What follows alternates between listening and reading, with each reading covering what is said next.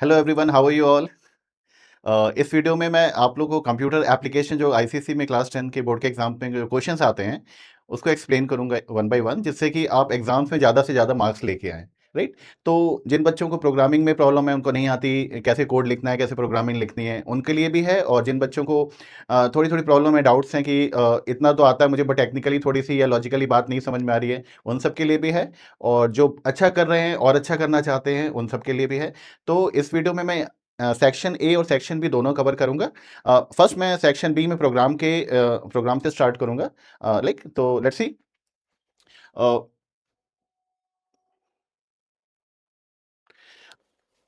ICC computer application class 10th में जो हमारा क्वेश्चन पेपर है, that is divided into two part, section A and section B.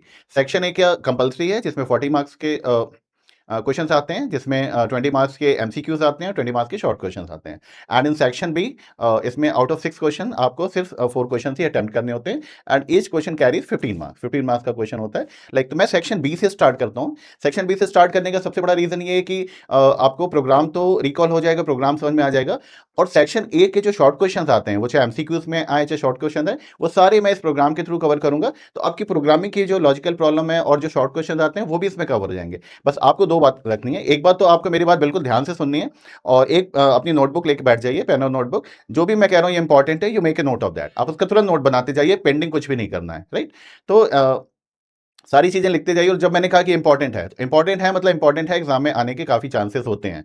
तो बिल्कुल आप मेरी बात ध्यान से सुनिए और पूरी बात को ध्यान से सुनना है। आपका सेक्शन ए भी कवर हो जाएगा और सेक्शन बी भी बहुत आराम से कवर हो जाएगा।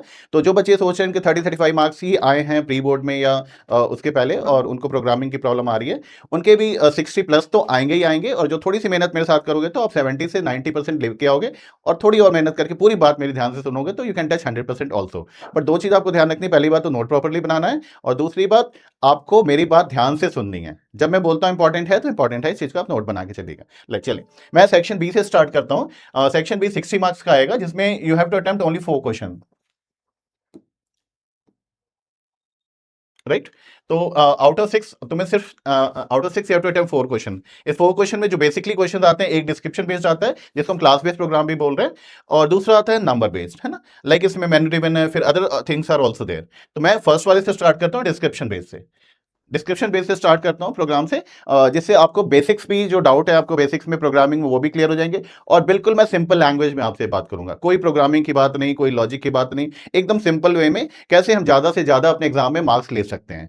और एक चीज और याद रखिएगा, इसमें स्टेप मार्किंग होती है। आपको कमांड्स पे जो कमांड्स है उस पर मार्क्स मिलते हैं। तो आपको हर कमांड जितनी भी आ रही है वो लिखनी है। और बहुत ईजी है। ये पहला वाला जो क्वेश्चन है, जो डिस्क्रिप्शन बेस्ड आएगा, ये बहुत ईजी क्वेश्चन होता है, क्योंकि इसमें 80 से 85% कोड आपको क्वेश्चन में ही मिल जाएगा। बस आप क्वेश्चन को लाइन से रीड करते जाइए और आपका अपने आप वो पूरा कोडिंग आ जाएगी, है ना। देखिए कितना सिंपल है, मैं आपको एकदम आराम से बताता हूं, बात ध्यान से सुनिएगा। और यहीं से आपके शॉर्ट क्वेश्चन भी हो जाएंगे। राइट।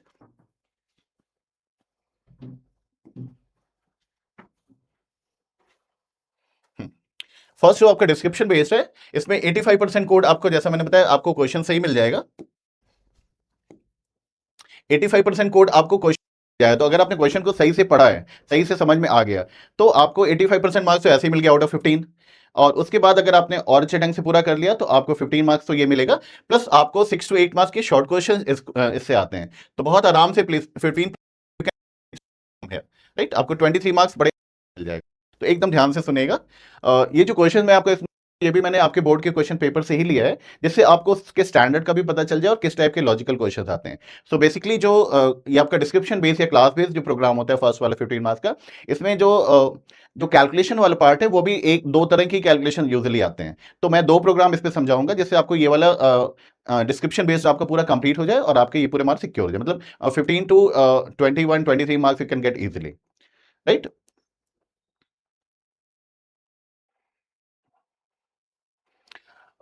ये फर्स्ट क्वेश्चन है, जैसा मैंने लिखा, you read the question carefully. आपको क्वेश्चन को बिल्कुल ध्यान से पढ़ना है। अगर आपका क्वेश्चन क्लियर है तो आपको पूरे मार्क्स मिलने ही मिलने हैं। राइट। और हर कमांड पे मार्क्स मिलेगा, तो इसलिए जितनी भी कमांड्स आती है आपको सब लिखनी है, कुछ भी नहीं छोड़ना। दो बात याद रखनी है, सिलेबस 9th और 10th दोनों कवर कर रहा है, तो थोड़ा सा ज्यादा है, बट मैं फटाफट कंप्लीट करूंगा, जिससे कि आपकी सारी चीजें कवर हो जाएं और आपको पूरे मार्क्स मिले। बट आपको मेरे साथ प्रैक्टिस भी करनी है। अगर आपने प्रैक्टिस नहीं किया या आपने बात को ध्यान से नहीं सुना, तो फिर आपको फिर से प्रॉब्लम होगी, इसलिए एकदम ध्यान से सुनिए, बहुत ईजी है। चलिए फर्स्ट क्वेश्चन में रीड करता हूँ। डिस्क्रिप्शन बेस ये कह रहा है डिजाइन क्लास नेम शोरूम। मुझे एक क्लास बनाना है, मुझे क्लास बनाना है शोरूम के नाम का, right, with the following description. Description इसमें पूरा दिया हुआ है कि कैसे क्या करना है, राइट। तो बेसिक ये जो प्रोग्राम है, ये जो क्वेश्चन है, ये क्या बोल रहा है कि हमें एक शोरूम के लिए छोटा सा एप्लीकेशन बनाना है जिसमें कस्टमर आएगा, तो कस्टमर अगर कुछ प्रोडक्ट परचेज करता है तो हमें कस्टमर का नेम स्टोर करना है, उसने उसका मोबाइल नंबर स्टोर करना है, उसने कौन सा प्रोडक्ट परचेज किया वो स्टोर करना है, और शोरूम जो है वो डिस्काउंट देता है कस्टमर को।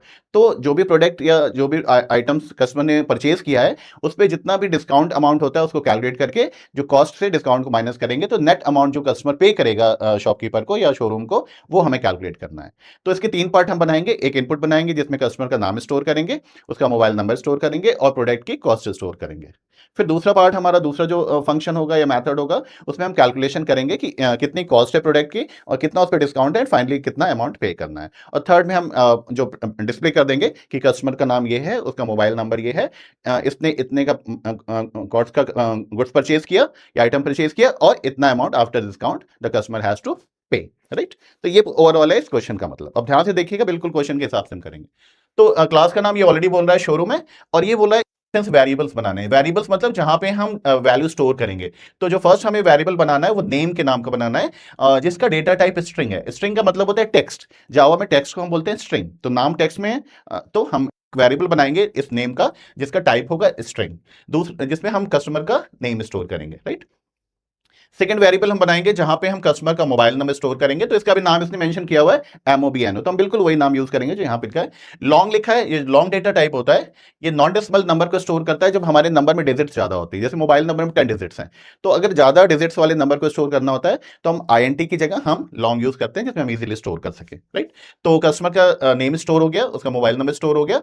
फिर हमें cost of the item store करना है। तो यहाँ पे एक वेरिएबल इसने ऑलरेडी दिया है कॉस्ट के नाम से, जिसका टाइप डबल है। अगर कॉस्ट डेसिमल में है या नॉन डेसिमल में है तो हम उसको डबल में स्टोर कर सकते हैं। जो डबल डेटा टाइप होता है वो डेसिमल नंबर भी स्टोर करता है और नॉन डेसिमल नंबर भी स्टोर करता है। तो इसका डेटा टाइप हमने डबल लिखा है कि अगर कॉस्ट डेसिमल में भी आती है तो easily we can store there, right. Next ये बोल रहा है कि स्टोर डिस्काउंट, जैसे मैंने कहा डिस्काउंट देता है स्टोर कि आपका शोरूम कि अगर इतने का आइटम आपने परचेज किया तो you will get that much discount. तो एक वेरिएबल बना है डिस नाम से, इसका भी डेटा टाइप डबल है क्योंकि कितना डिस्काउंट है वो कैलकुलेशन करेंगे, और डिस्काउंट डेसिमल में आ सकता है तो हमने इसको डेसिमल में डबल लिखा हुआ है, राइट। फिर लास्ट जो हमारा है amount to be paid after discount, discount के बाद ये हमें कैलकुलेशन करना है कि कितना अमाउंट कस्टमर पे करेगा शोरूम को डिस्काउंट के बाद। तो इसका डेटा टाइप भी देखिए यहाँ पे डबल लिखा है, मतलब जो फाइनल पेमेंट होता है वो डेसिमल में भी आ सकता है, और इसका डेटा ये जो वेरिएबल का नाम है दैट इज अमाउंट। तो हमें ये सारे वेरिएबल्स बनाने हैं, उसका डेटा टाइप भी दिया हुआ है, राइट। तो हमें पहले ये वेरिएबल्स बनाने हैं। अब देखिए मैंने इस साइड बनाया हुआ है। फर्स्ट हमारी जो लाइन है import java dot util dot star, import java dot util dot star, ये जो यूटिल है, ये यूटिल एक पैकेज है।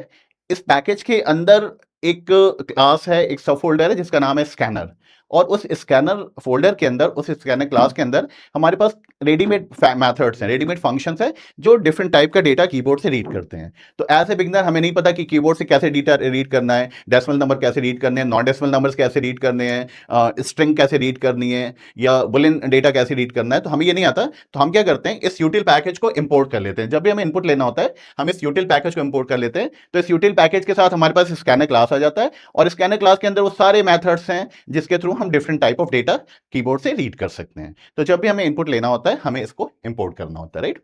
तो ये इंपोर्ट जावा यूटिल डॉट स्टार, आपको ये ध्यान रखना है कि इंपोर्ट और जावा के बीच में यहां पे गैप होगा, right. Import space Java dot util dot star. तो ये स्टेटमेंट लिखने के बाद you are ready to take input from the keyboard. तो जब भी इनपुट लेना है हमें इसको करना पड़ेगा, राइट। अब ये लाइन आप एकदम सही से लिखनी है, इसमें गलत नहीं लिखना। अगर कुछ भी गलती किया तो मार्क्स कटेगा, और अगर एकदम सही से लिखा, you get the marks, like एक 1 मार्क आपको मिल जाएगा यहाँ पे। तो ये जितने भी कमांड्स हैं, जो भी स्टेटमेंट्स हैं, वो आपको एकदम सही लिखने हैं, उसमें गलती मत करिएगा, नहीं मार्क्स कटेगा भी ना, मतलब यूजलेसली। तो हमने इंपोर्ट कर लिया। फिर ये बोल रहा है क्लास बनाना है शोरूम, तो सिंपल हमने क्लास लिखा और शोरूम, बिल्कुल जो नाम वहां पे लिखा है you have to write the same name. अगर नाम दिया हुआ है तो कोई भी चेंज करने की जरूरत नहीं है, एक्जैक्टली वही यूज करना है। तो हमने क्या किया, यहाँ पे बोल रहा है क्लास बनाना है शोरूम, हमने बनाया क्लास शोरूम, और ये हमारा कर्ली ब्रैकेट ओपन हो गया। जितने ये पूरे क्लास का ब्लॉक बनेगा, कर्ली ब्रैकेट ओपन होगा और एकदम लास्ट में जाके कर्ली ब्रैकेट क्लोज होगा। इसी क्लास का जो ब्लॉक है, इसी के अंदर हम सारे प्रोग्राम, सारे मेथड्स बनाएंगे, राइट। तो इसकी ओपनिंग हो गई क्लास की, यहाँ पे स्पेस देना है क्लास के बाद, और ये हमने नाम दे दिया। अब ये बोल रहा है इंस्टेंस वेरिएबल, तो हम यहाँ पे इंस्टेंस वेरिएबल हमने कमांड वो स्टेटमेंट लिख दिया इंस्टेंस वेरिएबल। ये टू फॉरवर्ड स्लैशेस है, ये ध्यान दीजिएगा। ये जो टू फॉरवर्ड स्लैशेस होते हैं ये कमेंट के लिए होते हैं। जब हम प्रोग्राम बनाएंगे तो हमें अपने प्रोग्राम के अंदर, अपने क्वेश्चन के अंदर हमें कुछ 4-5 कमेंट्स एटलीस्ट डालने होंगे। क्यों डालने होंगे? क्योंकि एग्जामिनर चेक करता है कि स्टूडेंट को कमेंट्स पता है कि नहीं पता। तो हमें 4 से 5 कमेंट हर अपने क्वेश्चन में, प्रोग्राम में डालने ही डालने हैं। कमेंट्स क्या होते हैं? कमेंट्स प्रोग्रामर अपने लिए बनाता है। सपोज आपने कोई लॉजिक यूज किया, कोई ऐसा आइडिया आपके दिमाग में है जब आप लिख रहे हैं, तो आपकी नॉलेज के लिए कि अच्छा मैंने इसलिए यूज किया था, तो make a note of that. तो दैट इज द कमेंट। और हमारे पास जावा में 2 कमेंट्स होते हैं, एक है सिंगल लाइन कमेंट और एक है multi line comment. Short question में आता है what are comments and right. तो ये मेरा सिंगल लाइन कमेंट है। जब हम 2 फॉरवर्ड स्लैश लगाते हैं तो सिंगल लाइन कमेंट। कमेंट भी आपको यहीं से मिल गया, इंस्टेंस वेरिएबल आपने लिख दिया इंस्टेंस वेरिएबल। तो देखिए पूरा क्वेश्चन हम फॉलो करें, क्लास क्लास लिख दिया, इंस्टेंस वेरिएबल इंस्टेंस वेरिएबल लिख दिया। अब ये जितने भी वेरिएबल्स हैं हम इसी सीक्वेंस में बना देंगे, राइट। अब आप देखें यहां पे बोल रहा है स्ट्रिंग नेम, तो हमने लिख दिया string name semicolon. Semicolon means that is the end of your command. तो हर कमांड के एंड में सेमीकोलन लगाना है। फिर ये बोल रहा है लॉन्ग मोबाइल एमओबीएनओ, तो हमने लॉन्ग एमओबीएनओ करके सेमीकोलन लगा दिया। देन डबल कॉस्ट, तो हमने डबल कॉस्ट बना दिया बिल्कुल। And double discount, so we have created double dis. And last ये डबल अमाउंट, तो हम डबल अमाउंट लिखेंगे। तो बिल्कुल जैसे क्वेश्चन में लिखा है बिल्कुल एग्जैक्टली हमने वैसे ही लिख दिया। तो हमारे ये इंस्टेंस वेरिएबल्स क्रिएट हो गए। वेरिएबल्स मतलब जहां पे अपना डेटा या वैल्यूज को स्टोर करेंगे, राइट। तो स्ट्रिंग आपका टेक्स्ट टाइप है, तो यहाँ स्ट्रिंग है। मोबाइल नंबर आपका लॉन्ग नंबर है जिसमें 10 डिजिट्स होती हैं, तो हमने इसको लॉन्ग लिया डेटा टाइप। कॉस्ट डेसिमल में आ सकती है तो डबल लिया। ये डबल जो है डेसिमल नॉन डेसिमल दोनों स्टोर कर सकते हैं। Similarly this and this. So ये सारे वेरिएबल्स हमने बना लिए, राइट। अब इसके बाद नेक्स्ट देखते हैं क्वेश्चन क्या बोल रहे हैं। कि मैंने एकदम क्वेश्चन लिखा है, बगल में कमांड लिखी है, तो आपको एकदम आराम से पता चल जाएगा कि you have to follow the question only. कोई टेंशन नहीं, सबसे इजी क्वेश्चन होता है, सारा कुछ आपको क्वेश्चन में दिया हुआ है। अभी क्या बोल रहे हैं? Member methods. अब हमें इस क्लास के में मेथड्स बनाने, मेथड बनाने मतलब छोटे छोटे प्रोग्राम्स बनाने। Function, method and program all are same. तो हम मेथड भी बोल सकते हैं, फंक्शन भी बोल सकते हैं, and we can say program also, right. तो अब ये बोल रहा है कि हमें एक मेथड बनाना है शोरूम के नाम से, राइट। इस शोरूम का क्या है? Default constructor to initialise data member. बहुत ध्यान से देखिएगा क्योंकि ये शॉर्ट क्वेश्चन में आता है। ये शोरूम है। अगर आप क्लास का नाम देखेंगे वो भी शोरूम है और इस मेथड का नाम भी शोरूम है। तो जब क्लास का नाम और मेथड का नाम दोनों एक ही होता है, इसका मतलब ये कंस्ट्रक्टर है। और जो कंस्ट्रक्टर मेथड होता है उसका सिर्फ एक ही काम होता है, वो जितने भी हमारे इंस्टेंस वेरिएबल्स हैं उनको इनिशियल वैल्यू देता है। तो जब भी हम इंस्टेंस वेरिएबल्स को यूज करते हैं, जब भी हम ऑब्जेक्ट बनाते हैं, तो ऑब्जेक्ट के जो वेरिएबल्स होते हैं उनको हमें इनिशियल वैल्यू देनी होती है। तो हम ये कंस्ट्रक्टर मेथड बनाते हैं और इसका नाम और क्लास का नाम बिल्कुल सेम होता है। एकदम बात ध्यान से सुनिएगा, शॉर्ट क्वेश्चन में आता है। अगर हमें वेरिएबल्स को इनिशियलाइज करना है, इंस्टेंस वेरिएबल्स को, तो हमें कंस्ट्रक्टर बनाना होगा। और कंस्ट्रक्टर का जो नाम होता है और क्लास का नाम दोनों बिल्कुल सेम होता है, राइट। और इसका कंस्ट्रक्टर का और कोई काम नहीं होता है, इसका काम सिर्फ ये होता है कि जो इंस्टेंस वेरिएबल्स हैं उनको इनिशियल वैल्यू देना, दैट्स ऑल, राइट। तो अब ये बोल रहा है कि शोरूम का एक डिफॉल्ट कंस्ट्रक्टर बनाओ जो इनिशियलाइज करेगा डेटा मेंबर्स को। बिल्कुल वैसे हमने कर दिया। ये पब्लिक, ये याद रखिएगा, जो कंस्ट्रक्टर हम बनाएंगे ये डिफॉल्ट कंस्ट्रक्टर। डिफॉल्ट कंस्ट्रक्ट मतलब हम इसमें डिफॉल्ट वैल्यूज देंगे, यूजर से नहीं लेंगे। जो वैल्यूज हम डिफॉल्ट वैल्यूज जो होती हैं उसी को देंगे। तो अब देखिए पब्लिक लिखना जरूरी है, राइट। अब ये शोरूम, बिल्कुल जैसे शोरूम यहाँ पे लिखा है बिल्कुल वैसे शोरूम लिया। और ये curly bracket open and close होगा। ये मेरा डिफॉल्ट कंस्ट्रक्टर है। अब इसमें नेम था, स्ट्रिंग टाइप का था, तो हम डबल कोट से इसको इनिशियलाइज कर देंगे। याद रखिएगा स्पेस नहीं देना है। दूसरा जो मेरा वेरिएबल था एमओबीएनओ था, इसका डेटा टाइप लॉन्ग था। लॉन्ग की जो डिफॉल्ट वैल्यू होती है वो 0L होती है, याद रखिएगा एग्जाम में आता है। तो अगर किसी भी लॉन्ग डेटा टाइप को इनिशियलाइज करना है तो आपको 0L लिखना पड़ेगा। तो एमओबीएनओ लॉन्ग टाइप का है, तो हमको उसको इनिशियल वैल्यू जो है वो 0L लिखनी पड़ेगी। थर्ड हमारा कॉस्ट जो है ये डबल टाइप का है, तो हमने 0.0 दे दिया। डिस भी डबल टाइप का है तो यहाँ पे 0.0 दे दिया। और अमाउंट भी डबल टाइप का है तो यहाँ पे 0.0 दे दिया। तो कितना सिंपल है। हमने showroom showroom showroom default constructor, जितने भी वेरिएबल्स हमने ऊपर बनाए हैं इंस्टेंस वेरिएबल्स, उन सबको इनिशियलाइज कर दिया। अब आपको एग्जाम में शॉर्ट क्वेश्चन में आता है, सेक्शन ए में आता है कि किस डेटा टाइप की कौन सी इनिशियल वैल्यू होती है। जैसे स्ट्रिंग की डबल कोट्स हो गई, लॉन्ग की 0L हो गई, डबल की 0.0, INT की 0, राइट। तो ये हमें पता होना चाहिए। मैंने इसके एंड में वो सारा आपको एक्सप्लेन किया हुआ है कि जो यहाँ से सेक्शन ए में क्वेश्चन आने वाला है। तो ये सेकंड हमारा जो पहला मेथड था मेंबर मेथड, हमारा डिफॉल्ट कंस्ट्रक्टर ये क्रिएट हो गया, राइट। तो कुछ नहीं करना, जो लिखा है वही हमने लिख दिया। Then will move to the next one. इसके बाद ही क्या क्वेश्चन बोल रहा है? Void input. अभी बोल रहा है कि वॉइड इनपुट, हमें एक छोटा सा इनपुट मेथड बनाना है उसी क्लास के अंदर, जो इन्फॉर्मेशन है यूजर की वो लेगा, कस्टमर का नाम लेगा, कस्टमर का मोबाइल नंबर लेगा, और जो प्रोडक्ट है, जो आइटम है, उसकी कॉस्ट कितनी है वो इनपुट कराएगा। तो इस मेथड में सिर्फ हम इनपुट कराएंगे, राइट। एकदम सिंपल है। सी, यहाँ पे लिखा है to input customer name, mobile number and the cost, हमें बनाना है वॉइड इनपुट। वॉइड इनपुट लिखा है, हमने भी यहाँ पे वॉइड इनपुट लिख दिया, राइट। हमने भी यहाँ वॉइड इनपुट लिखा है, हमने भी यहाँ पे वॉइड इनपुट लिख दिया। ये ध्यान रखिएगा जब हम मेथड बनाते हैं तो यहाँ पे सेमीकोलन नहीं लगाते हैं, ये मिस्टेक मत कीजिएगा, क्योंकि काफी सारे बच्चे ये मिस्टेक करते हैं। जब हम मेथड बना रहे हैं तो यहाँ सेमीकोलन कभी भी नहीं लगेगा, क्योंकि ये मेथड यहाँ एंड नहीं कर रहा है, मेथड यहाँ पे एंड कर रहा है, तो यहाँ कभी भी सेमीकोलन नहीं होगा। तो वॉइड इनपुट, ये कर्ली ब्रैकेट ओपन हुआ, कर्ली ब्रैकेट क्लोज हुआ, इस मेथड का ये ब्लॉक बन गया, राइट। अब देखिए मुझे क्या करना है, कस्टमर का नाम लेना है, मोबाइल नंबर लेना है, और कॉस्ट लेनी है प्रोडक्ट की। तो जब भी हम इनपुट लेते हैं तो हमें इस लाइन को लिखना पड़ेगा, scanner SC is equal to new scanner system dot in. बिल्कुल सही लाइन लिखिएगा, ये स्कैनर का एस कैपिटल होता है, ये स्कैनर का एस कैपिटल होता है, ये सिस्टम का एस कैपिटल होता है। ये क्यों लिखते हैं? क्योंकि जो यूटिल पैकेज हमने इंपोर्ट किया है, उस यूटिल पैकेज के अंदर एक सब फोल्डर है जिसको हम क्लास बोलते हैं, स्कैनर क्लास। और इसी स्कैनर क्लास के अंदर ही जो मेथड्स हैं उन्हीं के थ्रू हम डेटा रीड कर सकते हैं।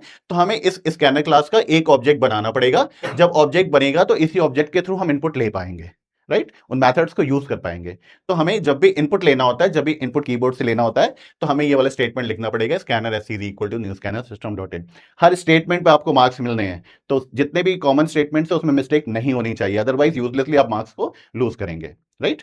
तो हमें इनपुट लेना है, तो सबसे पहले हमने लिख दिया scanner SC is equal to new scanner system dot in, we are ready to take input. First हमें क्या करना है, कस्टमर का नेम लिखना है, तो हमने कहा system dot out dot print, और प्रिंट एलन भी लिख सकते हो। प्रिंट लिखने के बाद क्या होता है, कर्सर वहीं रुका रहता है, और प्रिंट एलन लिखने के बाद कर्सर प्रिंट करने के बाद लाइन को चेंज करता है। ये दोनों डिफरेंस है प्रिंट और प्रिंट एलन में, राइट। तो मुझे यहाँ पे यूजर को बोलना है कि enter the name of the customer. Double quotes में हम जो लिखते हैं ये एज इट इज मॉनिटर पे डिस्प्ले होता है, तो मैसेज आएगा enter name of the customer, enter name of the customer. Now customer का नाम इनपुट होगा जो हमें कीबोर्ड से रीड करना है। कस्टमर का नाम वो स्ट्रिंग है, टेक्स्ट है, तो टेक्स्ट को रीड करने के लिए मेरे पास मेथड है नेक्स्ट लाइन। एकदम ध्यान से देखिएगा, नेक्स्ट लाइन ये एल कैपिटल है, ये नेक्स्ट लाइन मेथड इसी स्कैनर क्लास का मेंबर है, मेंबर मेथड है, और इसका काम होता है टेक्स्ट को या स्ट्रिंग को कीबोर्ड से रीड करना। और रीड कैसे करेंगे, ये जो SC हमने ऑब्जेक्ट बनाया है, इस ऑब्जेक्ट के थ्रू, तो हम लिखते हैं SC डॉट नेक्स्ट INT, इस ऑब्जेक्ट के थ्रू हम इस मेथड को कॉल करते हैं, और जो नाम इनपुट होगा वो इनपुट हो जाएगा, और उसको लाके हम स्टोर कर देंगे नेम में, जो हमने ऑलरेडी वेरिएबल बनाया हुआ है। यहां पे हम अब डेटा टाइप नहीं लिखेंगे, जब वेरिएबल एक बार बनाते हैं तो डेटा टाइप लिखते हैं, बार बार डेटा टाइप नहीं लिखते, तो यहां स्ट्रिंग नहीं लिखेंगे क्योंकि we have already created, right. Simply name लिखेंगे, तो ये जो इनपुट होगा ये आके नेम में स्टोर हो जाएगा, राइट। फिर हम दूसरा लेंगे, मोबाइल नंबर हमें इनपुट कराना है, in the same way system dot out dot print ln और print and the mobile number, ये मैसेज डिस्प्ले होगा स्क्रीन पे, मोबाइल नंबर, और हमें रीड करना है मोबाइल नंबर का जो MOBNO जो मोबाइल नंबर है, इसका डेटा टाइप लॉन्ग है क्योंकि उसमें ज्यादा डिजिट्स हैं।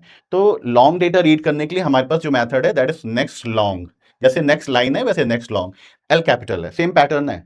नेक्स्ट लॉन्ग मेथड क्या करता है, लॉन्ग डेटा जिसमें ज्यादा डिजिट्स होती है, नॉन डेसिमल नंबर, उसको रीड करता है। तो same way SC dot next long, ये मोबाइल नंबर जो इनपुट होगा उसको ये रीड करेगा और लाके स्टोर कर देगा MOBNO में, जो हमने वेरिएबल ऑलरेडी बनाया हुआ है मोबाइल के लिए। यहाँ पे डेटा टाइप फिर से नहीं लिखना है, सिर्फ एक बार लिखना होता है, याद रखिएगा, ओके। थर्ड ही कह रहा है कॉस्ट ऑफ द आइटम, तो कॉस्ट ऑफ द आइटम भी हमने डिस्प्ले किया, enter the cost of the item. Cost of the item हमने डबल टाइप का, ये जो कॉस्ट है ये डबल टाइप की है, तो हमने यहाँ पे जो मेथड यूज किया है वो नेक्स्ट डबल। ये सारे स्कैनर क्लास के मेथड हैं, ये स्ट्रिंग को रीड करने के लिए है, ये लॉन्ग डेटा रीड करने के लिए, और ये डबल वैल्यू, डबल वैल्यू मतलब डेसिमल नॉन डेसिमल दोनों रीड कर सकते हैं। तो यहाँ पे रीड करेगा और लाके इस कॉस्ट में स्टोर कर देगा जो हमने ऊपर वेरिएबल बनाया हुआ है। तो इनपुट में हमारे पास तीनों आ गया, नेम आ गया, मोबाइल नंबर आ गया, कॉस्ट आ गया, मेरा इनपुट वाला पार्ट खत्म। तो हमने क्या किया, पहले इंस्टेंस वेरिएबल्स बनाए, फिर डिफॉल्ट कंस्ट्रक्टर बनाया, और उसके बाद हमने इनपुट मेथड बनाया। बिल्कुल क्वेश्चन जैसा बोल रहा है, बिल्कुल वैसे ही हमने फॉलो किया, कुछ भी अपनी तरफ से नहीं करना, एकदम आराम से बनाइए, पूरे मार्क्स मिलेंगे आपको, राइट। अब इसका जो नेक्स्ट पार्ट है वो देखते हैं, कैलकुलेशन वाला। इनपुट हो गया, अब हम कैलकुलेट करेंगे।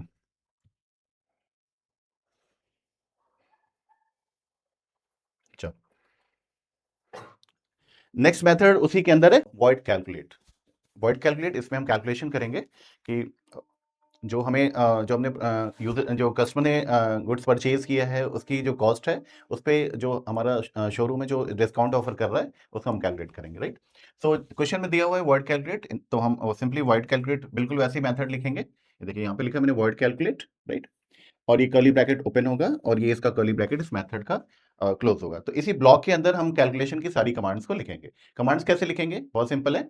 हमने यहाँ पे देखिए यहाँ पे लिखा है, अगर जो कॉस्ट है आइटम की, अगर आइटम की कॉस्ट 10,000 या उससे लेस है तो हमें डिस्काउंट कैलकुलेट करना है 5%, राइट? और 5% के लिए कैसे? तो simple, if cost is less than equal to 10,000 rupees. यहाँ पे ध्यान रखिएगा, यहाँ पे कॉमा नहीं लगाना है और यहाँ पे रुपीज या रुपीज का सिंबल नहीं देना है, राइट? सिंपली आपको अमाउंट लिखना है। तो जैसे यहाँ पे लिखा है लेस देन इक्वल टू 10,000, तो हमने ये लिख दिया if cost is less than equal to 10,000। Semicolon नहीं लगाना, इफ एल्स इफ में कभी भी सेमी कोलन नहीं लगाते, क्योंकि ये स्टेटमेंट का एंड नहीं है। अगर ये होगा तो डिस्काउंट कितना होगा? जो कॉस्ट है उसका 5% जो है that will be the discount. तो ये डिस्काउंट कैलकुलेट हो जाएगा फर्स्ट केस में। सपोज जो कॉस्ट है वो 10,000 से ज्यादा है, उस केस में क्या करेंगे?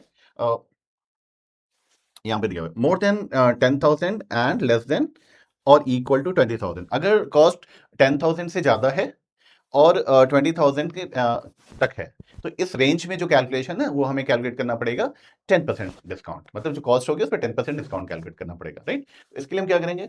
एल्स इफ, अगर हमारे पास ज्यादा ऑप्शंस होते हैं we go for if then else if like this, right? तो सेकंड ऑप्शन है तो हम will go to else if, यहाँ पे स्पेस होगा एल्स इफ के बीच में, और बिल्कुल जैसे कंडीशन लिखी हुई है बिल्कुल वैसे ही हमें कंडीशन को लिखना है। Cost is greater then 10,000 rupees, यहाँ पे लिखा हुआ है cost is greater then 10,000 rupees and ये हमारा लॉजिकल ऑपरेटर है जो दो कमांड्स को कंबाइन करता है। तो ये हम कॉस्ट अगर 10,000 से ज्यादा है and cost is less than equal to 20,000 rupees, यहाँ पे हमें फिर से कॉस्ट लिखना है। ध्यान रखना, काफी सारे बच्चे छोड़ देते हैं, फिर से नहीं, एक बार कॉस्ट लिख दिया यहाँ पे नहीं लिखते, you have to write there also, है ना? सो कॉस्ट अगर 10,000 से ज्यादा है and cost is less than equal to 20,000 rupees, अगर इस रेंज में है तो जो हमारा डिस्काउंट होगा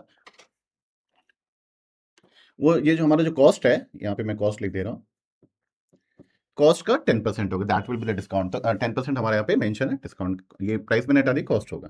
थर्ड ऑप्शन आते हैं, अगर कॉस्ट 20,000 से ज्यादा है और 35,000 तक है, 20,000 से ज्यादा और 35,000 तक है, तो जो हमारा डिस्काउंट है वो डिफरेंट है, तो वो 15% डिस्काउंट होगा। तो कह रहे हैं 15%। तो मेरे पास एक और ऑप्शन आ गया, तो अब ये एल्स इफ फिर से लिखेंगे, else if cost is greater than 20,000 rupees and cost is less than equal to 35,000 rupees, right?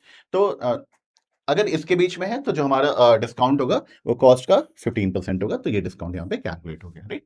तो अगर फर्स्ट है तो हमने 5% डिस्काउंट कैलकुलेट किया, अगर इस रेंज में है तो 10% डिस्काउंट कैलकुलेट किया, अगर ये इस रेंज में है तो 15% डिस्काउंट कैलकुलेट किया, अगर इन तीनों में नहीं है तो मेरे पास लास्ट ऑप्शन है, if it is more than 35,000 rupees. अगर 35,000 रुपीज से ज्यादा आइटम की कॉस्ट है तो फिर हमारा ये एल्स वाला पार्ट है, क्योंकि लास्ट ऑप्शन है तो हमने एल्स लिख दिया। अब यहाँ पे हम एल्स इफ से भी एंड कर सकते हैं और एल्स से भी एंड कर सकते हैं। अगर हम एल्स इफ से एंड करेंगे इस इफ एल्स को, तो हमें इसके साथ कंडीशन लिखनी होगी, बट ये सिंस ये हमारा लास्ट ऑप्शन है तो हम इसको एल्स से भी एंड कर सकते हैं, और एल्स लिखा है तो यहाँ पे कंडीशन देने की जरूरत नहीं है। So both the options are there. You can go for else if or you can go for else also, right? Now, अगर इसमें से सारी कंडीशन फॉल्स होती हैं तो कॉस्ट का 20% दैट इज द डिस्काउंट। तो अब कॉस्ट तो हमें पता है, डिस्काउंट इसके अकॉर्डिंग कैलकुलेट हो जाएगा। अब जो अमाउंट है, amount which has to be paid by the customer, जो कस्टमर को पैसा पेमेंट करना है वो होगा, तो जो कॉस्ट है उसमें से डिस्काउंट को माइनस कर देंगे, that will be the amount to be paid, वो अमाउंट हमें पे करना होगा। तो जो कॉस्ट आइटम की है, ये जो डिस्काउंट हमने कैलकुलेट किया, और ये जो आएगा ये अमाउंट होगा जो कस्टमर पे करेगा शोरूम को, राइट? तो ये बिल्कुल सिंपल सा कैलकुलेशन है, एकदम आराम से देखिए, जो कंडीशन लिखी हुई है बिल्कुल इफ और एल्स से हमें यहाँ पे कर दी है। दो तीन चीजें जो मिस्टेक्स मैंने देखी है बच्चे जो बार बार करते हैं, उस पर ध्यान रखना है। पहली बात, इफ या एल्स इफ में कभी भी सेमीकोलन नहीं लगाना है एंड में, right? That is important. Second thing, जब हम रेंज लिखते हैं तो ये जब एंड यूज करते हैं तो हमें यहाँ भी कंपेरिजन वाला वेरिएबल लिखना है और यहाँ पे भी लिखना है, ऐसा नहीं कि एक बार लिख दिया यहाँ पे तो यहाँ पे नहीं लिखेंगे, you have to write both the times, है ना? बस ये ध्यान रखना है, बाकी तो आप एक बार पढ़ेंगे अपने आप ही कोड लिख जाएगा, इसमें कुछ भी ऐसा नहीं करना है कि जो प्रॉब्लम आए नहीं समझ में आ रहा। लास्ट जो हमारा है that is void display. Void display क्या करेगा? अब जो हमने डिस्काउंट के बाद जो कॉस्ट कैलकुलेट की है कि कितना कस्टमर को पे करना है, वो हम डिस्प्ले करेंगे। तो अब डिस्प्ले में क्या होगा? हमें कस्टमर का नाम डिस्प्ले करना है, उसका मोबाइल नंबर डिस्प्ले करना है, और डिस्काउंट के बाद कितना कस्टमर को अमाउंट पेमेंट करना है वो डिस्प्ले करना है, राइट? तो ये हमारा लास्ट मेथड है इसके अंदर। ओके, तो यहाँ पे अब क्या है, देखो एकदम क्वेश्चन में दिया हुआ है, राइट? वॉइड डिस्प्ले मेथड का नाम है display. To display the customer name, customer का नाम डिस्प्ले करना है, उसका मोबाइल नंबर डिस्प्ले करना है, amount to be paid after discount, discount के बाद कितना अमाउंट पे करना है। तो जो कैलकुलेशन हमने अभी अमाउंट फाइनल किया था डिस्काउंट के बाद, उस अमाउंट को हम यहाँ पे करेंगे। तो सिंपल है। हमने यहाँ पे बिल्कुल बनाया है वैसे ही वॉइड डिस्प्ले, जैसा यहाँ पे दिया है वॉइड डिस्प्ले हमने बना दिया। पब्लिक यू कैन राइट, है ना, पब्लिक नहीं लिखोगे तो भी अभी चलेगा, अभी कोई बहुत ऐसा इशू नहीं पब्लिक के लिए। और अगर पब्लिक नहीं लिखा है तो भी चलेगा, पब्लिक लिखा है तो वेरी गुड। पब्लिक का मतलब होता है it is accessible everywhere, right. तो अब हमने वॉइड डिस्प्ले लिखा, वॉइड डिस्प्ले लिखा, और ये जो मेरा मेथड है इसको हमने यहाँ पे बना दिया, ओपन क्लोज किया। डिस्प्ले क्या करना है, हमें system dot out dot println के थ्रू डिस्प्ले करना है। ये जो डबल कोट्स में हम लिखते हैं ये एज इट इज मॉनिटर पे डिस्प्ले होता है। तो क्या डिस्प्ले कर रहे हैं, कस्टमर नेम कोलन, तो ये कस्टमर नेम आर यहाँ पे मिसिंग है, customer name as it is display होगा।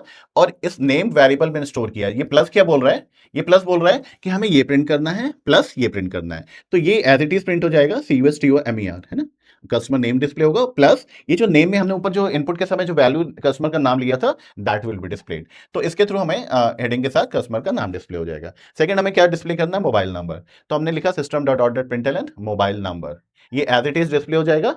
प्लस, इस प्लस का मतलब है प्रिंट दिस प्लस दिस, क्या प्रिंट होगा, MOBNO। तो जो MOBNO में हमने जो स्टोर किया था mobile number that will be printed है।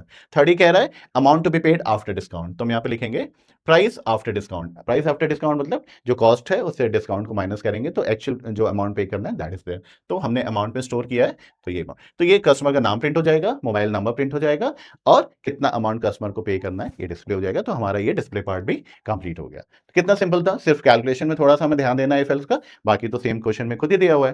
तो 85% तो तुम्हारा ऐसे ही हो गया, और थोड़ी सी मेहनत कर लोगे तो कैलकुलेशन भी आ जाएगा। दो ही तरह के कैलकुलेशन आते हैं, एक मैंने ये बताया, और एक जो नेक्स्ट प्रोग्राम अभी बताऊंगा, क्वेश्चन बताऊंगा, उसमें तुम्हें सेकंड कैलकुलेशन बता दूंगा।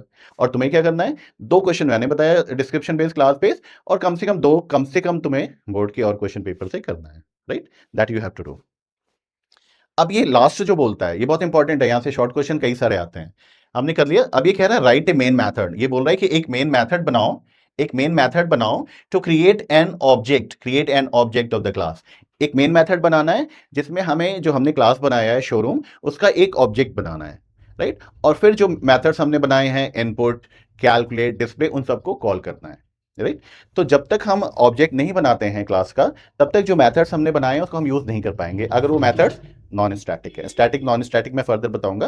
तो अगर जो मेथड नॉन स्टैटिक है, जो स्टैटिक नहीं है, जैसे अभी हमने बनाए थे void input, void calculate, void display, तो ये मेथड्स अगर हमें यूज करना है तो जो हमने क्लास बनाया था उसका ऑब्जेक्ट बनाना होगा। तो क्लास का ऑब्जेक्ट कैसे बनाते हैं वो भी मैं बता रहा हूँ, और हम मेथड्स को कैसे कॉल करते हैं, क्योंकि ये तो हमने डिजाइन बनाई ना। अब हमें अगर यूज करना है, अगर इनपुट कराना है या कैलकुलेशन करना है, डिस्प्ले करना है, तो उन मेथड्स को हमें कॉल करना पड़ेगा, राइट। तो ये बोल रहा है right a main method to create an object of the class. तो हम यहाँ पे मेन मैथड बनाएंगे, public static void main string args curly bracket open and curly bracket is closed. तो मेन मेथड हमारा बन गया। अब ये कह रहा है क्रिएट एन ऑब्जेक्ट, ऑब्जेक्ट कैसे बनाते हैं, एकदम ध्यान से देखना, शॉर्ट क्वेश्चन में आता है कि ये क्लास है ऑब्जेक्ट बनाओ, जैसे बोल रहा कार क्लास है इसका ऑब्जेक्ट बनाओ, तो कैसे बनाते हैं, यहाँ पे जो हमारा क्लास का नाम है शोरूम है तो हम शोरूम लिखेंगे, फिर हम ऑब्जेक्ट का नाम लिखेंगे, यहाँ पे हम कोई भी नाम दे सकते हैं। तो जो आइडेंटिफायर के नेमिंग रूल्स है कि क्या रूल्स है नाम देने के, उसको फॉलो करके you can give any name, यहाँ स्पेस नहीं होना चाहिए इस नाम को देने में, शोरूम और ऑब्जेक्ट के बीच में स्पेस होगा। तो हमने कैसे ऑब्जेक्ट बनाएंगे, क्लास का ऑब्जेक्ट का नाम लिखा है इज इक्वल टू न्यू लिखा, और फिर से ये देखो क्लास का नाम लिखा है बट यहाँ पे अब पैरेंथेसिस है। पैरेंथेसिस है मतलब ये हमारा डिफॉल्ट कंस्ट्रक्टर है, एकदम ध्यान से इस बात को समझना, कम से कम एक से दो क्वेश्चन आते हैं शॉर्ट क्वेश्चन में। कैसे ऑब्जेक्ट बनाते हैं, क्लास का नाम, ऑब्जेक्ट का नाम, न्यू कीवर्ड, और फिर से क्लास का नाम लिखे पैरेंथेसिस। ये जो लिखा है ये मेथड है, ये हमारा यहाँ पे जो हमने कॉल किया है ये डिफॉल्ट कंस्ट्रक्टर कॉल किया है, मैंने ऊपर बनाया था ना शोरूम के नाम का कंस्ट्रक्टर डिफॉल्ट, तो उसी को कॉल किया है। अब क्या होगा, ये एक ओबीजे नाम का एक ऑब्जेक्ट बनेगा, और इसके अंदर जो वेरिएबल्स बनेंगे उन सबको ये शोरूम जो डिफॉल्ट कंस्ट्रक्टर है वो उनको इनिशियलाइज करेगा। तो ऑब्जेक्ट कैसे बना, showroom OBJ is equal to new showroom desk, तो अब ये ऑब्जेक्ट बन गया। अब जितने भी मेथड हमने बनाए इनपुट, कैलकुलेट, डिस्प्ले, वो सारे हम इस ऑब्जेक्ट के थ्रू यूज कर सकते हैं। तो कैसे यूज करते हैं, ओबीजे डॉट इनपुट सेमीकोलन। अब हमने ये डॉट ऑपरेटर क्या करता है, मेथड को कॉल करता है। तो हमने ओबीजे ऑब्जेक्ट के थ्रू डॉट लगाया और किसको कॉल किया, इनपुट मेथड को। इनपुट मेथड कॉल होगा और सारा इनपुट हो जाएगा, राइट। सिमिलरली ऑब्जेक्ट के थ्रू डॉट हमने कैलकुलेट को कॉल किया तो पूरा कैलकुलेशन हो जाएगा, और फिर हमने ओबीजे डॉट डिस्प्ले किया तो हमारा जो रिजल्ट है, जो इनवॉइस है, जो डिस्प्ले करना है वो डिस्प्ले हो जाएगा, राइट। तो स्ट्रक्चर क्या था, हमने क्लास बनाया, डिफॉल्ट कंस्ट्रक्टर बनाया, इनपुट मेथड बनाया, कैलकुलेट बनाया, डिस्प्ले बनाया। अब हम मेन मेथड में अपने क्लास का ऑब्जेक्ट बनाते हैं और उस ऑब्जेक्ट के थ्रू हम सारे मेथड को वन बाय वन कॉल करेंगे, तो सारे मेथड्स रन करेंगे और सारा प्रोसेस हो जाएगा, इनपुट हो जाएगा, कैलकुलेशन हो जाएगा और डिस्प्ले हो जाएगा, दैट्स ऑल। और ये जो फाइनली हमने जो कर्ली ब्रैकेट क्लोज किया है, ये ऊपर क्लास क्लोज किया था, तो ये क्लास हमने यहाँ पे क्लोज कर दिया, तो ये पूरा का पूरा हमारा स्ट्रक्चर बन गया, पूरा ब्लॉक बन गया क्लास का। तो this is the complete code, right. अब यहाँ पे ध्यान से देख लो फिर से, ये न्यू कीवर्ड क्या करता है, ये क्वेश्चन आता है एग्जाम में, एकदम ध्यान से देखना, what is the use of new keyword. New keyword क्या करता है, ऑब्जेक्ट जो क्रिएट होता है उसके लिए मेमोरी को एलोकेट करता है। जब हम ऑब्जेक्ट क्रिएट करते हैं तो हमें मेमोरी चाहिए जहां पे हम डेटा स्टोर करते हैं, तो न्यू कीवर्ड क्या करता है, ऑब्जेक्ट के लिए मेमोरी को एलोकेट करता है और ऑब्जेक्ट को क्रिएट करता है, right. So new keyword is used to allocate the memory for the newly created object, right, and it creates the object. And this is your default constructor. Default constructor is used to give the initial values to the instance variable. जो हमारा object के variables बनेंगे उनको initial value देगा, हमने ऊपर बनाया हुआ है। And dot operator is used to call the method. कभी भी हमें मेथड को कॉल करना होता है, we put dot there, right. तो यहाँ से तुम्हें शॉर्ट क्वेश्चन आते हैं, कभी कभी आता है कार क्लास है, उसका ऑब्जेक्ट बनाओ, तो कैसे बनाओगे, car OBJ is equal to new car parenthesis, object बन गया। What is the use of new keyboard? You must know. What is the use of dot operator? You must know. यहाँ से कम 1 से 2 क्वेश्चन आने के बिल्कुल चांसेस हैं, हर साल आते ही आते हैं, तो एकदम ध्यान से देखना, राइट। तो ये हमारा ये फर्स्ट वाला क्वेश्चन कंप्लीट हो गया। बिल्कुल ऐसे एक और क्वेश्चन मैं बोर्ड के क्वेश्चन पेपर से लूंगा और उसमें जो कैलकुलेशन वाला पार्ट है जो इससे थोड़ा डिफरेंट होता है वो एक्सप्लेन करूंगा, that is also very simple. तो बेसिकली 2 ही तरह के कैलकुलेशन आते हैं, बाकी आपको क्वेश्चन को ध्यान से पढ़ना है और लिखना है, राइट, ओके। अब इससे रिलेटेड जो शॉर्ट क्वेश्चन आते हैं वो मैंने नीचे लिखा हुआ है, क्वेश्चन 100% आते ही आते हैं ना, इसलिए आप बिल्कुल ध्यान से देखिएगा। ये मेरा कंप्लीट हो गया। Now will come to next section B के जो प्रोग्राम्स होते हैं, 4 programs you have to attempt. तो सेक्शन बी के जो प्रोग्राम्स होते हैं उसको लिखने के बाद, उस क्वेश्चन को सॉल्व करने के बाद सबसे लास्ट में हमें वेरिएबल डिस्क्रिप्शन बनाना जरूरी है, बिकॉज वेरिएबल डिस्क्रिप्शन से अगर क्वेश्चन 15 मार्क्स का है तो 2 मार्क्स तुम्हारा वेरिएबल डिस्क्रिप्शन पे। कुछ नहीं है, बिल्कुल ऐसी टेबल बना के लिखना है। फर्स्ट हमें वेरिएबल का नाम लिखना है, फिर उसका डेटा टाइप लिखना है और डिस्क्रिप्शन लिखना है, किस पर्पज से हम यूज कर रहे हैं। तो इस क्वेश्चन में तो ये सब कुछ ऑलरेडी दिया हुआ है, तो हमें सिंपल क्या करना है, वहीं से उठाना है और लिख देना है, ओके। तो जैसे हमने नेम वेरिएबल बनाया था, उसका डेटा टाइप स्ट्रिंग था to store the name of the customer, customer का नाम स्टोर करने के लिए। दूसरा वेरिएबल हमारा MOBNO था, उसका डेटा टाइप लॉन्ग था to store the customer mobile number. आराम से 2 नंबर मिलेगा, 2 मार्क्स विल गेट इजीली, है ना। लिखना जरूर है, नहीं लिखोगे तो 15 में से 13 ही हो जाएगा। और सिंपल ही है, कॉस्ट है, उसका डेटा टाइप डबल है to store the cost of the item purchase.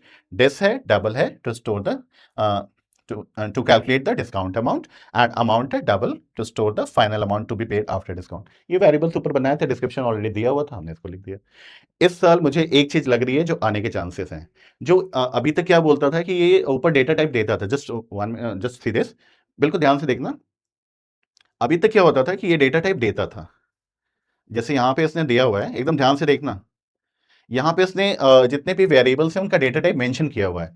इस साल मुझे लग रहा है कि वो डेटा टाइप मेंशन नहीं करेगा, वो खाली वेरिएबल का नाम बताएगा और तुम्हें डिसाइड करना है कि उसका डेटा टाइप क्या होगा, है ना। तो इसको बिल्कुल याद रखना, अगर तुम्हें कोई टेक्स्ट लेना है या कोई अल्फा न्यूमेरिक चीज लेनी है तो उसका डेटा टाइप स्ट्रिंग होगा। नॉर्मल नंबर लेने हैं तो INT होगा।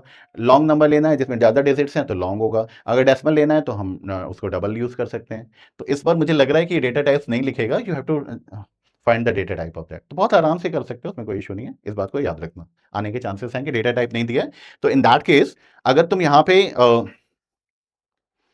यहाँ वेरिएबल डिस्क्रिप्शन लिख रहे हो तो ये डेटा टाइप तुम्हें खुद से डिसाइड करना होगा कि इस टाइप की वैल्यू के लिए हमें कौन सा डेटा टाइप लेना है। और अगर क्वेश्चन दिया है like this, you can write easily, this no problem, but you must right.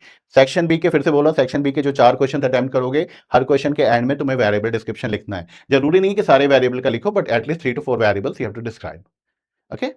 So this is the end of this particular question which you have discussed. और ये मैंने तुम्हारे क्वेश्चन पेपर से 2019 का क्वेश्चन था, वो मैंने लिया हुआ है, राइट। सेक्शन बी का फर्स्ट क्वेश्चन था, शोरूम, ओके। नाउ अब इसी के बेस पे जो शॉर्ट क्वेश्चंस आते हैं, शॉर्ट क्वेश्चन जैसे मैंने बोला ना कि you will get 15 marks and you can gate 6 to 8 marks more from this question. तो शॉर्ट क्वेश्चन जो जो आते हैं बिल्कुल बना के रखना, बिल्कुल आने के चांसेस होते हैं और बिल्कुल आते भी हैं। एकदम आराम से लिख लो, प्रॉपर नोट बना लो इसका, है ना। कुछ भी मिस नहीं करना, क्योंकि अब तुम्हारे पास टाइम नहीं होगा फिर से नोट्स बनाने का, फिर से चीज़ों को खोजने का। तो अभी हमें सारे नोट्स बना के चलने हैं, राइट। अब ये देखो जो क्वेश्चन आते हैं, what are the default values assign to primitive data type. जितने भी हमारे प्रिमिटिव डेटा टाइप हैं उनको हम कौन सी डिफॉल्ट वैल्यू असाइन करते हैं। जो हमारा कंस्ट्रक्टर ऊपर में डिफॉल्ट कंस्ट्रक्टर बनाया था उसमें डिफॉल्ट वैल्यूज असाइन की थी। तो मान लो फ्लोट देता है या बाइट देता है या बुलियन देता है तो हम उसको कौन सी डिफॉल्ट वैल्यू असाइन कर सकते हैं। मैंने यहाँ पे लिखा है राइट। तो यहाँ पे मैंने लिखा है डेटा टाइप कितनी मेमोरी वो लेता है, कौन सा डेटा टाइप है वो कितनी मेमोरी को लेता है और उसकी डिफॉल्ट वैल्यू क्या होती है। ये जो मेमोरी कैपेसिटी है ये भी पूछता है हमेशा क्वेश्चन में। एक क्वेश्चन शॉर्ट क्वेश्चन आता है कि कौन सा डेटा टाइप कितनी मेमोरी को ऑक्यूपाई करता है। तो ये अच्छी तरह देख लो। और डिफॉल्ट वैल्यू कितनी होती है, अगर डिफॉल्ट कंस्ट्रक्टर बनाओगे उसमें कोई डेटा टाइप है इस टाइप का तो तुम्हें उसकी डिफॉल्ट वैल्यू क्या देनी है। तो डिफॉल्ट वैल्यू भी पता होनी चाहिए और तुम्हें कितनी मेमोरी वो ऑक्यूपाई करता है ये भी होनी चाहिए। 2 मार्क्स का क्वेश्चन इधर से आता है, 2 मार्क्स का क्वेश्चन इधर से आता है राइट।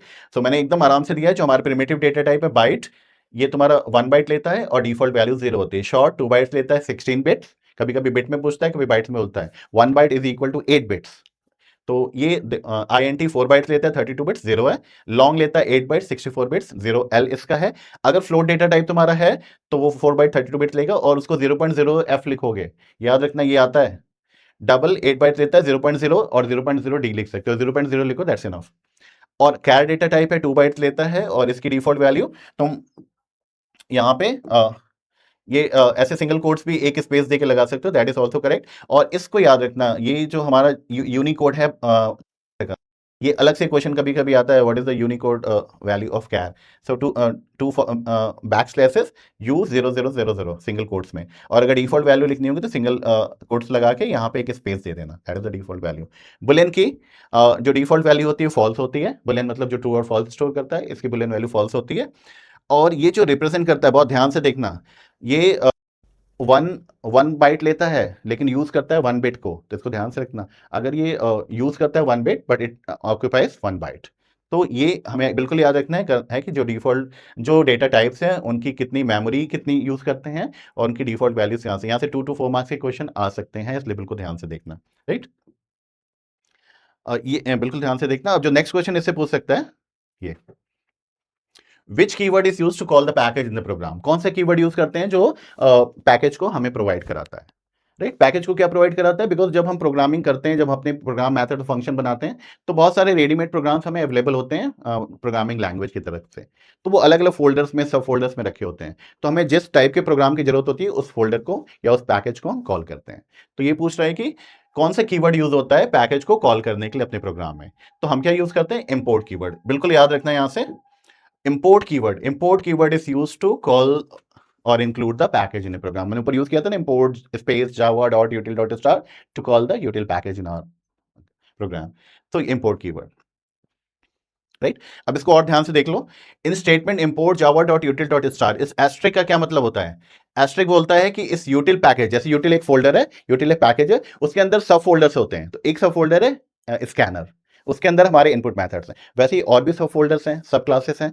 तो जब हम एस्ट्रिक लिखते हैं तो यूटिल पैकेज के अंदर जितने भी सब फोल्डर्स हैं, जितने भी क्लासेस हैं, वो सारे अवेलेबल हो जाते हैं राइट। और अगर हमें खाली स्कैनर क्लास चाहिए तो हम लिखते हैं import space Java dot util dot scanner. तो क्या होता है, सिर्फ स्कैनर क्लास इंपोर्ट होता है। जब एस्ट्रिक लगाते हैं तो उस यूटिल पैकेज के अंदर के सारे क्लासेस हमें इंपोर्ट अवेलेबल हो जाते हैं।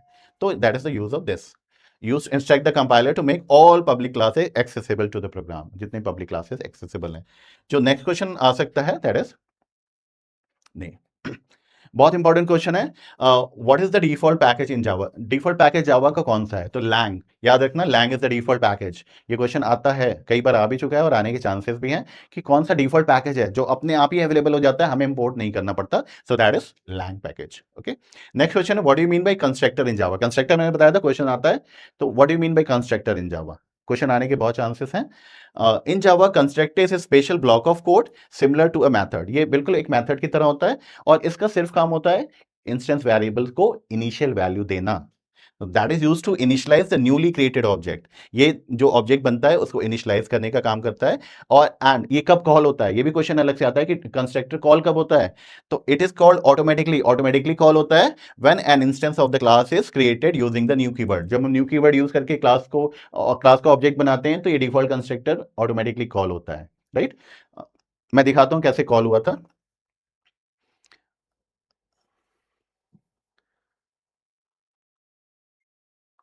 ये देखो, यहाँ पे जो है ये this is your default constructor, this is your default constructor, है ना, यही कॉल होगा तो ये ऑब्जेक्ट के जो वेरिएबल्स हैं इनिशियलाइज होंगे। तो क्वेश्चन आता है कि डिफॉल्ट कंस्ट्रक्टर या कंस्ट्रक्टर कब कॉल होता है, तो जब हम ऑब्जेक्ट बनाते हैं उस समय ये कंस्ट्रक्टर कॉल होता है। हमारे पास दो कंस्ट्रक्टर्स हैं जावा में, एक है डिफॉल्ट कंस्ट्रक्टर और दूसरा है पैरामीटराइज कंस्ट्रक्टर। दोनों में डिफरेंस क्या है? डिफॉल्ट कंस्ट्रक्टर जो डिफॉल्ट वैल्यूज होती है डेटा टाइप की वो देता है, और जो पैरामीटराइज कंस्ट्रक्टर होता है वो जो वैल्यू हम देते हैं वो उससे इनिशियलाइज करता है। लाइक डबल है तो डबल अगर है उसको इनिशियल वैल्यू क्या देगा? 0.0। बट अगर मैं चाहता हूं कि नहीं जो वैल्यू मैं दे रहा हूं उससे इनिशियलाइज हो, मैंने दिया 3.5, तो जो पैरामीटराइज कंस्ट्रक्टर है वो वैल्यू हमसे लेता है और उस वैल्यू से इनिशियलाइज करता है, राइट। तो what is constructor, what is the difference between constructor and other methods, default constructor क्या होता है, पैरामीटराइज कंस्ट्रक्टर क्या होता है, ये क्वेश्चन आते हैं, राइट। मैं और डिटेल में तुम्हें डिफॉल्ट और पैरामीटराइज कंस्ट्रक्टर के जो इंपॉर्टेंट पॉइंट्स है वो भी एक्सप्लेन कर दूंगा नेक्स्ट, मैं इसी क्लास बेस्ड प्रोग्राम को डिस्कस करूंगा इसी टाइप के। ओके, सो यहाँ पे ये हमने डिस्कस कर लिया, ये हमारा हो गया, and then will come to the next question which may be asked. ये सब नोट्स बना के रखना, ये सारे क्वेश्चन आने के बहुत ज्यादा चांसेस होते हैं सेक्शन ए में, एमसीक्यूज में भी आ सकता है, शॉर्ट क्वेश्चन में भी आ सकता है ना। और नेक्स्ट देखो, की rule for constructor, very important. जो कंस्ट्रक्टर हम बनाते हैं उसके मेन रूल्स क्या है? मैचिंग नेम, कंस्ट्रक्टर का नाम और क्लास का नाम एकदम सेम होना चाहिए, पहला रूल। दूसरा रूल सेकंड रूल क्या है? कंस्ट्रक्टर जो होता है कभी भी कोई वैल्यू रिटर्न नहीं करता, it has no return type, not even void. इस बात को याद रखना, ये सारे पॉइंट्स है इसमें से एक या दो पॉइंट पूछता है। तो पहला क्या है रूल है कि जो क्लास का नाम होगा वही कंस्ट्रक्टर का नाम होगा, वो डिफॉल्ट है या पैरामीटराइज है दोनों केस में, और कंस्ट्रक्टर कभी भी कोई वैल्यू रिटर्न नहीं करता, इवन वॉइड भी नहीं रिटर्न करता। थर्ड क्या है? ऑटोमेटिक इन्वोकेशन, ऑटोमेटिक कॉल होता है, जैसे ही हम ऑब्जेक्ट बनाने लगते हैं ये कॉल हो जाता है, right. Types of constructor, we have default constructor, ये डिफॉल्ट वैल्यू से इनिशियलाइज करता है, और जो पैरामीटराइज कंस्ट्रक्टर है इसमें जो वैल्यू हम देते हैं उससे इनिशियलाइज करता है। That is the difference between default and parameterize constructor, right.